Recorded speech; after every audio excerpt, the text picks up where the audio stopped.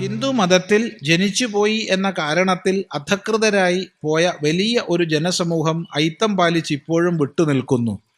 അയിത്തം പാലിച്ച് വിട്ടുനിൽക്കുന്നുണ്ടോ? നമ്മൾ സമൂഹമായിട്ട് നിത്യവും നിരന്തരവും ബന്ധപ്പെട്ട് ജീവിക്കുന്ന ആളാണ്. ഉണ്ടെങ്കിൽ തെറ്റ്. എവിടെയെങ്കിലും അങ്ങനെ അയിത്തം പാലിച്ചുകൊണ്ട് സമുദായത്തിൻ്റെ പേരിൽ ആരെങ്കിലും വിട്ടു നിൽക്കുന്നുണ്ടെങ്കിൽ അത് അങ്ങേയറ്റം അസ്വീകാര്യമായ അധർമ്മം.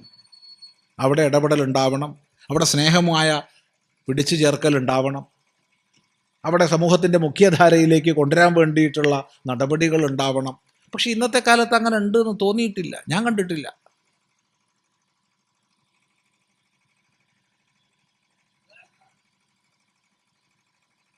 ഇപ്പം ഏതെങ്കിലും പ്രകാരത്തിൽ എവിടെയെങ്കിലും അങ്ങനെ ഉണ്ടെന്ന് ഉറപ്പുണ്ടെങ്കിൽ ഞങ്ങളെ തന്നെ അറിയിക്കൂ. ഇപ്പോൾ പാലക്കാട് ജില്ലയിൽ തന്നെ എത്ര സന്യാസിമാരുണ്ട്. ഇപ്പോൾ പാലക്കാട് ജില്ലയിൽ തന്നെ ഇപ്പോൾ കൃഷ്ണാത്മാനന്ദ സ്വാമികൾ ഇവിടെ ഇരിക്കുന്നുണ്ട്, ദേവാനന്ദ സ്വാമിയുണ്ട്, പൂർണ്ണാനന്ദ സ്വാമികളുണ്ട്, അതുപോലെ സ്വരൂപാനന്ദ സ്വാമികളുണ്ട്. കുറേ സന്യാസിമാരുണ്ട്. പേര് പറയുമ്പോൾ പലരും വിട്ടുപോകും. സന്യാനന്ദ സ്വാമികളുണ്ട്. കുറേ സന്യാസിമാർ ഇവിടെ ഉണ്ട്. അശേഷാനന്ദ സ്വാമികളുണ്ട്.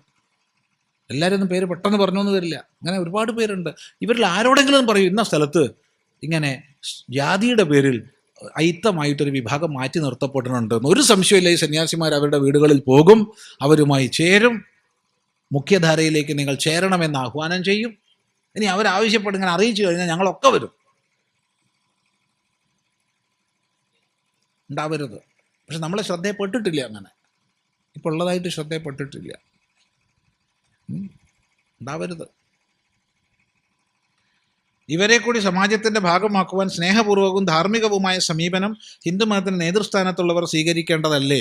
അതാണ് ഇപ്പോൾ പറഞ്ഞത്. ഹിന്ദു ധർമ്മത്തിൻ്റെ നേതൃസ്ഥാനത്ത് ആരുമില്ല. ഞങ്ങളൊന്നും നേതാക്കന്മാരൊന്നും അല്ല. എല്ലാവരെ പോലെയുള്ളവരാ, എല്ലാവരെ പോലെയുള്ളവർ. അവിടെയാണ് സ്നേഹപൂർണമായ ഇടപെടൽ നമുക്കൊക്കെ സാധിക്കും. ശ്രദ്ധിക്കുക.